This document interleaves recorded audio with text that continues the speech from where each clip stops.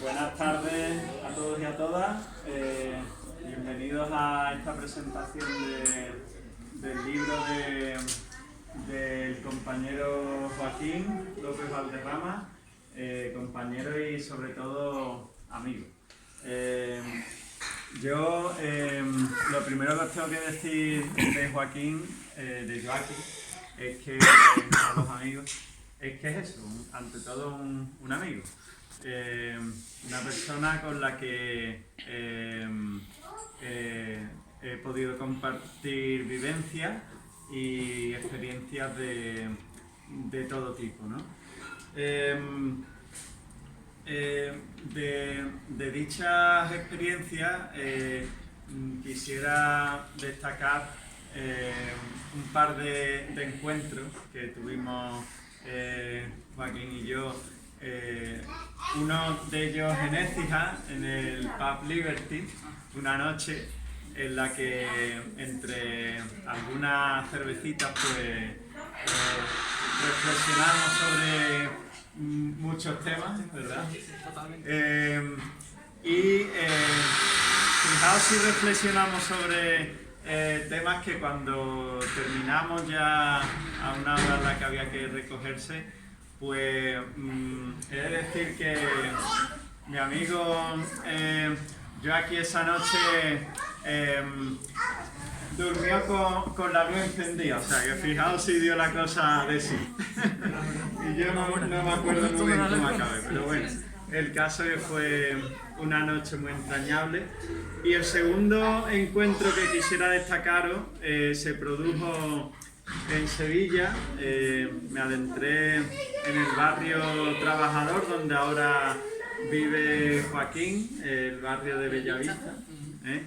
Y bueno, allí comiendo un poco y luego dando una vuelta, pues pudimos hablar de muchos temas y entre ellos él me habló de una situación de tipo laboral por la que en ese momento estaba pasando y la palabra que la describiría es la que tantas personas viven hoy en día, como es la explotación, ¿no? Una gran empresa del metal, si no me equivoco. Sí, se llama Alfianza. Y bueno, cuyas prácticas pues incluyen horas extras no reconocidas, medidas de seguridad que en el papel están pero en la realidad no, y un largo etcétera que para nuestro amigo quedan y para tantas personas que lo sufren, ¿no? Por tanto, Joaquín es un amigo pero también es un compañero de lucha. Algo que hoy en día, para mí por lo menos, resulta imprescindible. Los compañeros y compañeras de lucha son personas especiales, sin duda. Y de hecho, quisiera simbolizar esta lucha que compartimos Joaquín y yo creo que todos nosotros, todos los que estamos aquí, con este cartoncito que Joaquín y yo y muchos de vosotros compartimos hace unos días, que representa quizás uno de los principales actos de lucha que hoy en día se pueden hacer, que es ir a un colegio electoral y representar a una organización política que lucha por la gente, y hacerlo como sabemos, y esto hay que decirlo, de forma totalmente voluntaria, sin ningún interés de tipo particular, ¿no? También luchamos en cuestiones concretas, somos personas que luchamos de forma permanente al margen de periodos electorales concretos. Y la última de las luchas por las que combatimos tiene que ver con el ecologismo, con la conservación del planeta. Antes hablábamos de la lucha por un trabajo digno. son distintas luchas que convergen, ¿no? Hoy o en estos días estamos viendo como en nuestra ciudad, en el Parque Andalucía, se está cometiendo un proyecto por parte del ayuntamiento en el cual ya se habrían talado algunos árboles. Esto no lo podemos consentir y desde aquí pedimos desde ya al ayuntamiento la máxima transparencia, porque no queremos una ciudad en la que se nos talen los árboles tan necesarios para la misma.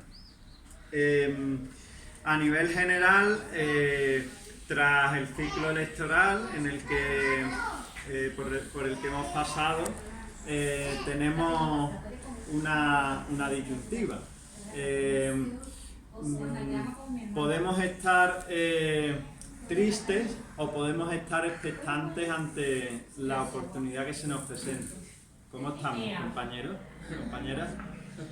Desde luego, los medios de comunicación, ¿qué nos van a decir? Que estemos tristes, que estemos abatidos. Pero al igual que un alumno cuando se enfrenta a un examen, y de aquí nuestro amigo nos podrá contar en su presentación, hay dos opciones: o decir ante un mal resultado, aquí me quedo, me rindo, ya no peleo más, o aprovechar la oportunidad que supone el ver en qué te has equivocado para seguir avanzando, ¿no? Y desde luego en este segundo escenario nos debemos situar y en mi opinión debemos hacerlo desde la unidad popular, ese concepto que tanto hemos utilizado y que ahora mismo, compañeros y compañeras, yo creo que es más importante y necesario que nunca. Unidad de las fuerzas y de las personas que queremos cambiar este país y cambiar el mundo, y acumulación de fuerzas desde la identidad y desde la trayectoria de cada uno. Bueno, pues desde esta perspectiva de lucha y de acción, otra de las herramientas que tenemos a nuestro alcance es sin duda la literatura. La literatura, la poesía, se decía, no es un arma cargada de futuro. Yo creo que la literatura en general. Aquí nuestro amigo Joaquín va a hablarnos de poesía. Concretamente va a arrancar su presentación recitando un par de poemillas o tres que tiene por ahí preparado. Y también, por supuesto, tenemos ante nosotros una narración. Aquí está Relatos de un psicólogo frustrado. Quienes no lo sepáis, Joaquín es psicólogo, ha terminado sus estudios en Sevilla por esta materia y esta ciencia, ¿no?, como lo queramos llamar. Y en su libro, fijaos cómo la portada lo representa, él reflexiona en torno al sistema educativo, pero también en torno a muchos otros temas.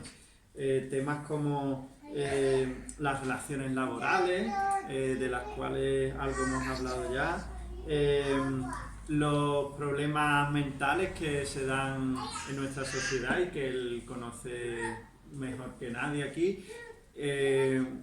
Esta sociedad por la que el sistema económico no la cuida.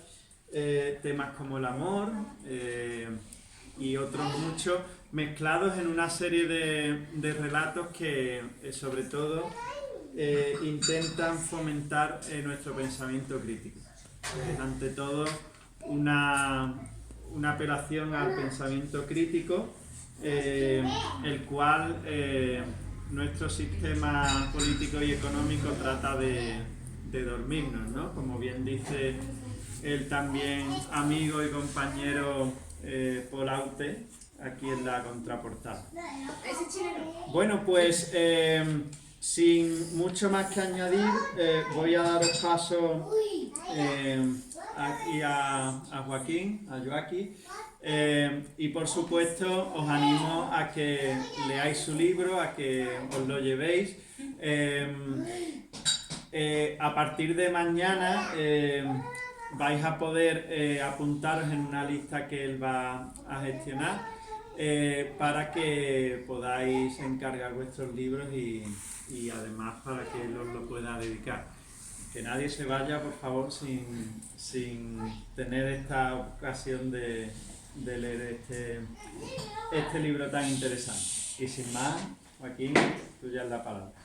Bueno, pues muchas gracias por la oportunidad. Primero, bueno, iba a arrancar directamente con un poema, pero primero debo de dar las gracias a todos los asistentes, porque ¿qué sería de una presentación sin asistente? ¿O qué sería de un concierto sin asistente? ¿O qué sería del baile sin la música? Perdona que entonces, no he podido decirlo y sin papel reciclado, y se aprovecha todo. Claro. Sí, no, es verdad, porque mucha gente está ahí pendiente de pinchar. Sí, pues es lo que decía, que primero daros muchísimas gracias a las personas, me estoy poniendo nervioso, de que habéis venido, obviamente. Decir que, como él ha dicho, soy psicólogo, me avala un papel.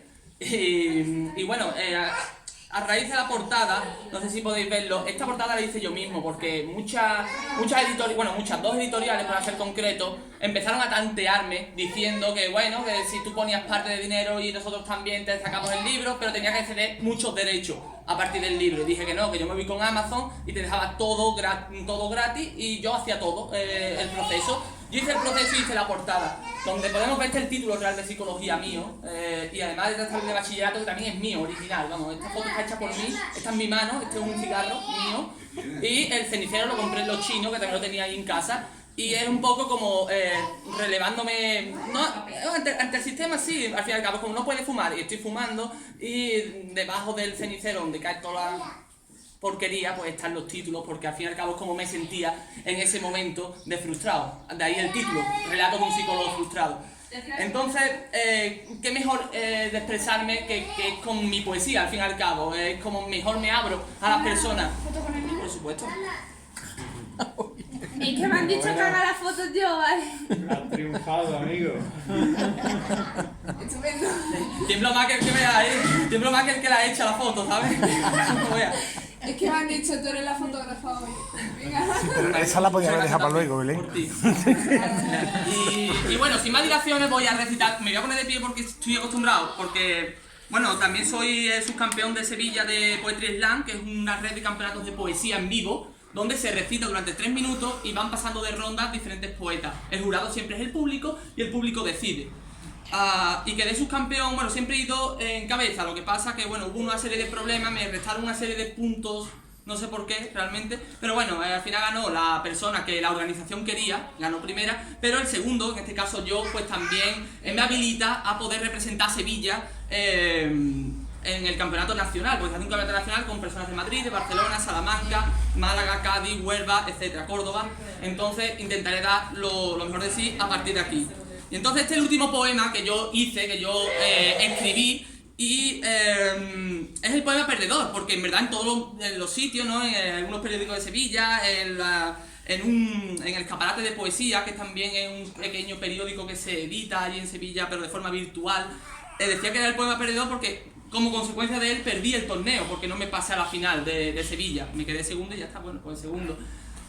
Y dice así, era un poema titulado El Club de los Poetas Muertos. Me afilié al Club de los Poetas Muertos cuando vi que Robbie Williams domaba a un indomable Matt Damon. ¿Cuánto se te echa de menos, maestro? Yo que jugaría Jumanji en su propia habitación mientras me preguntaría por qué cojones se suicidó, me dijo que sintió luz, calor, resplandor. Insistí en el porqué y entonces me respondió porque la vida a veces es compleja como un cubo de Rubik. Es una odisea en el espacio, como escribió Stanley Kubrick. Una anarquía emocional sacada de Mikhail Bakunin o un cisne negro interpretado por Mila Kunis. En este club de los poetas muertos también hay bares y conciertos, parques donde Michael juega con niños sonriendo, sin vivir thrillers ni acusaciones de 1000 medios. Le compraría a John Lennon una camisa antibalas. ¿Qué es eso? De lejos se escuchaba una nana. Duerme, duerme, negrito.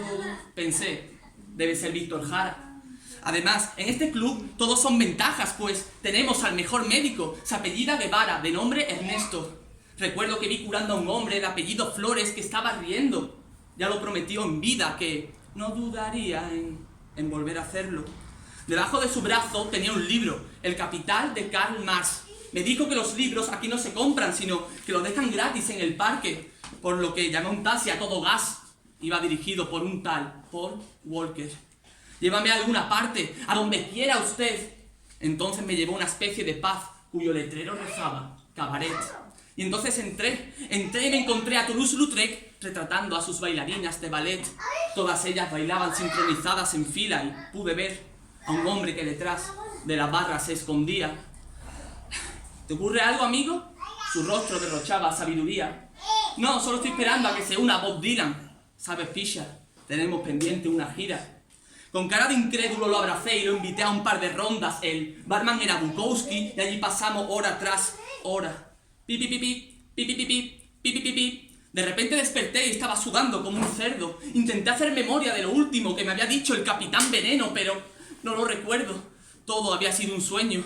Posé mi cabeza en la almohada de nuevo y noté un bulto en mi cuello.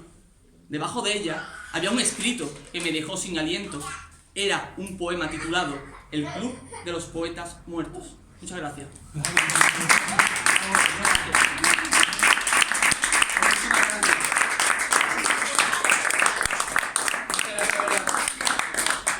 Son un poco las personas que más me han influenciado a lo largo de mi... Bueno, muchas más, ¿no? Pero en cuanto a poetas, actores, actrices, pues sí que me han influenciado muchísimo. Y bueno, tengo en realidad muchísimas poesías que recitar. Por ejemplo, hay una que es de amor, un amor un poco platónico, se llama Te marchaste.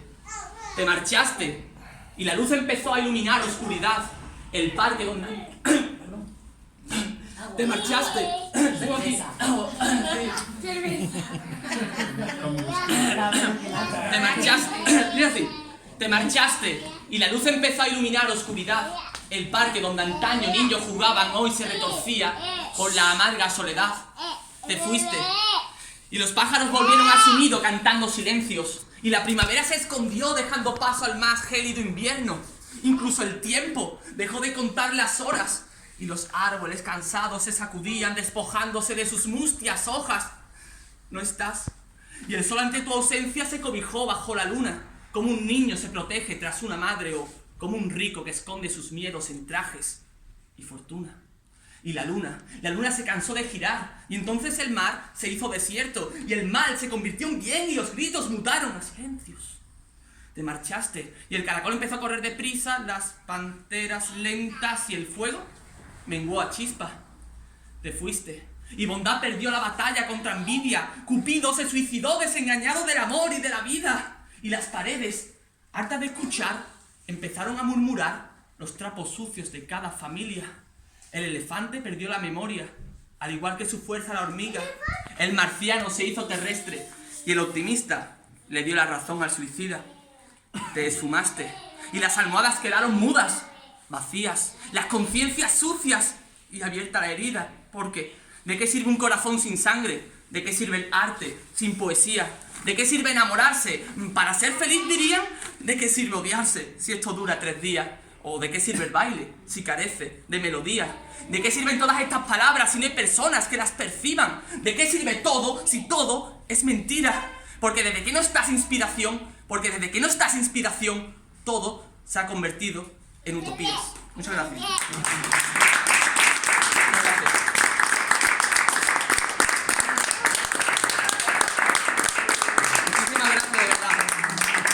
Parece que es un poema de amor, pero en realidad es una oda a la fuga de inspiración, un poco el unicornio azul de Silvio. Y era una más cortita para no cansaros tanto. La tenía por aquí. Se llama Pregúntale a Picaré, es muy cortita. Pregúntale al indigente si la calle es buena. Pregúntale al niño por qué siente pena. Pregúntale al señorito por qué encadena. O pregúntale a Dios por qué se olvida de la tierra. Díganle al soltero que el amor existe. Díganle al preso que la libertad es solo un eclipse. Pregúntale a una niña china por qué tiene que morirse, porque nació segunda, tercera. Vaya sociedad más triste. Pregúntale al refugiado por qué ha de irse del país rico donde llegó moribundo. Pregúntale al banquero por el valor del dinero, dinero que encarcela a un pueblo sin rumbo. Díganle al deudor que las deudas no existen. Díganle al comprador que las compras no crean personas felices. Pregúntale al enfermo terminal por el valor de la vida. Pregúntale al suicida por qué quiere quitársela. Díganle al cura que no es la cura, sino el SIDA de una sociedad cada vez más competitiva y áspera. Pregúntenle, díganle. Sí.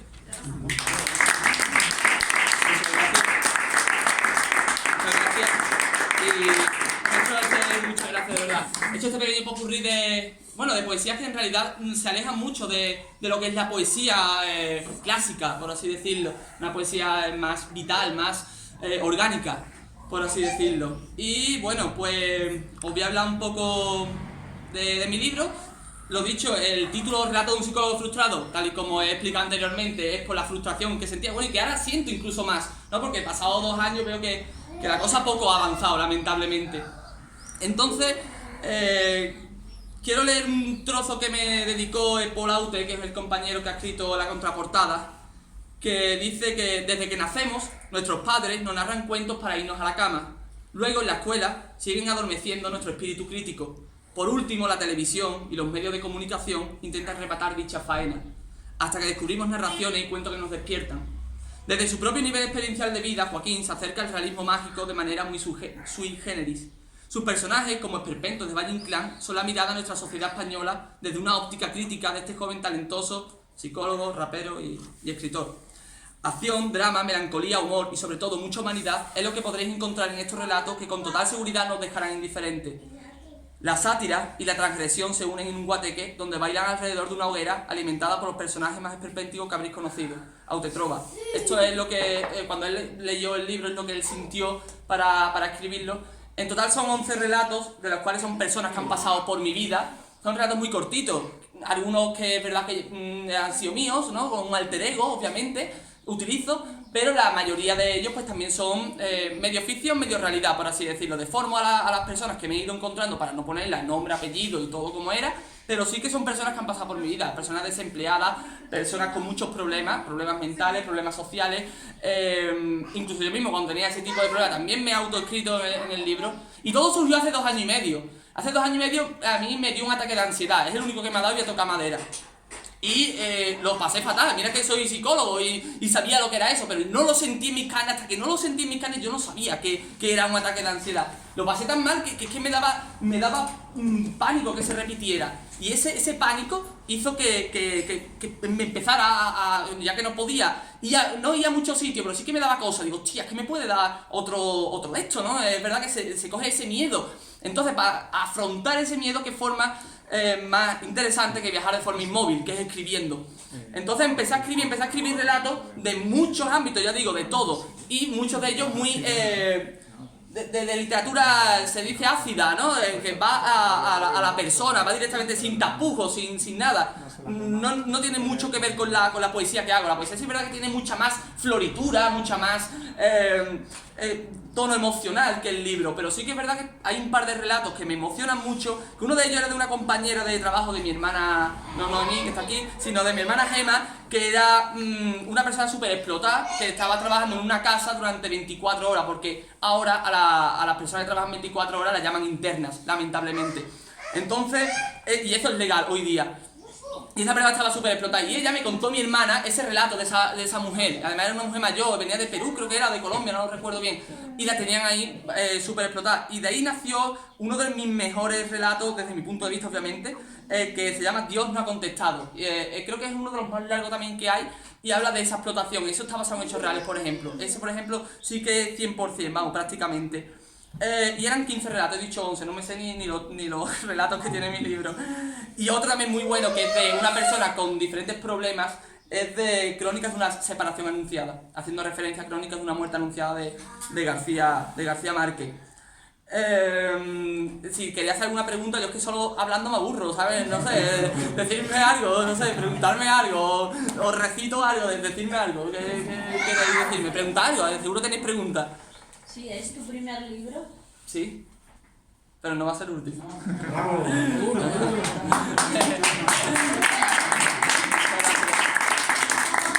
Sí, sí. En la primera recitación te ha salido también la vena rapera con la que Sí, hace unos años empezaste. Empezó todo. Sí, sí. Pues eso está bien. ¿Alguien más quiere preguntar algo? ¿Alguna cuestión? Dime. Bueno, en verdad no me estoy preguntando nada. Bueno, pero ya- es una pregunta un pelín estúpida, pero no sé. No, nada estúpido. Bueno, Rajoy sí, pero... A ti también. Obviando los tres. A ver, sí. Cuando gesticulas y tal, no sé, como que Sí. se nota que lo sientes muy profundo, o sea, ¿te interesa el arte dramático o algo así? Es que... Nunca he hecho arte dramático, pero es verdad que nunca. Es que No lo he sé, practicado nunca. No no se sé. nota nada, la verdad. Ah, pues nunca lo he practicado. Lo que pasa que sí que es verdad que sobre todo cuando estoy llegando al final del poema, de todos los poemas, me emociona. Es más, me empieza a temblar la mano, que me tengo que coger la manito porque es que me hace así la mano. Yo Sola, ¿eh? también hago bastantes pinitos en poesía. Ajá. Y cada vez que recito me emociono también. Sí, sí. Y yo que estoy en clase de teatro, pues también. Ajá. Se Vale, siente vale, vale. mucho la buena artística. Pues muchas gracias. Sé reconocerla. Vale, muchas gracias, ¿eh? O miraré a ver si por ahí tengo también un campo que explotar. Tiene facultades para eso, para interpretación. No sé, ¿de qué queréis escuchar un poema? No sé, es que tengo de todo, ¿verdad? Hombre, yo no sé si tienes tu abuelo fue uno de los que estuvo en la marcha del año 83 de Juan Antonio Romero y eso. Ajá. Tu abuelo era jornalero, vamos. Sí, ¿sabes? claro. Y tu tío también Sí, jornalero, y él estuvo muy implicado en la marcha de los jornaleros. Ajá. Pero yo recuerdo que una de las cosas que demostró, por ejemplo, digamos, los saltos hacia adelante, por ejemplo, es que tu abuelo, que nunca participaba en las cosas, sí participó en el tema de la marcha, en la entrada aquí en ESI. Sí, que se hizo una paella. Sí, si tienes algo sobre el tema del campo, de la gente del campo y eso, Pues- ¿tienes por ahí algo? No, ojalá tuviera de eso. Es verdad que la poesía que tengo sí que tienen muchas ramas críticas, pero concretamente del campo nunca. Y me lo tengo que plantear. No sé por Pues qué no. plantéatelo, Sí. Háblalo con tu tío. Sí, por supuesto. Es más, me empapo de esa historia y después la narro a mi forma, obviamente, pero sí que es bueno empaparse porque yo como no he vivido eso no puedo saberlo, entonces esas narraciones pues estaría muy guay, la verdad. Como el hombre que él iba siempre a trabajar campo con los días y eso, pero no era de los que estaba en la vanguardia de las cosas. Ajá. Pero sin embargo, le emocionó eso. Ajá. Y coño, pues bien, a ver. Fíjate, esa participación. Hay uno que, no sé, tengo aquí en el móvil, es que no lo tengo aquí escrito, pero se llama, también crítico, que se llama Amén, sin tilde pero con amor. Y lo tengo aquí, un segundo, por favor. A mí no me gusta utilizar el móvil, es más, siempre lo escribo aquí, pero... Un juego de palabras. Sí, Amén sin tilde pero con amor. Yo es que siempre le pongo de pie. Está chorreando, tío. Eso es. Se tira al agua. Amén sin tilde pero con amor. Una poesía que nadie escucha, un niño saltando sobre un charco, un beso que se olvida oculto bajo un etílico manto, un trago que nos alivia, o el último que nos liquida, un beso de despedida, un nudo en la garganta que nos asfixia, una gota errante que sale del cielo y abraza el suelo, una voz que nos recuerda a mamá, al abuelo, y traen consuelo, una súplica, un rezo, un te amo o un te quiero, un ateo rezándole al viento para que el adiós y el tormento se tornen en un hasta luego, en un mañana nos vemos, un pirómano muriendo carbonizado por el fuego, un torero muerto en el ruedo, un fascista leyendo, un patriota tornándose apátrida, una maltratada que hoy dijo basta, un policía que hoy desahucia y un bombero que la vida de dos niños salva, un atentado en África donde no hay cámaras, que se están muriendo, joder, aunque por la tele no salgan. Y ya basta, que el enemigo no son ellos, que son los países que financian sus armas. Banco Central Europeo.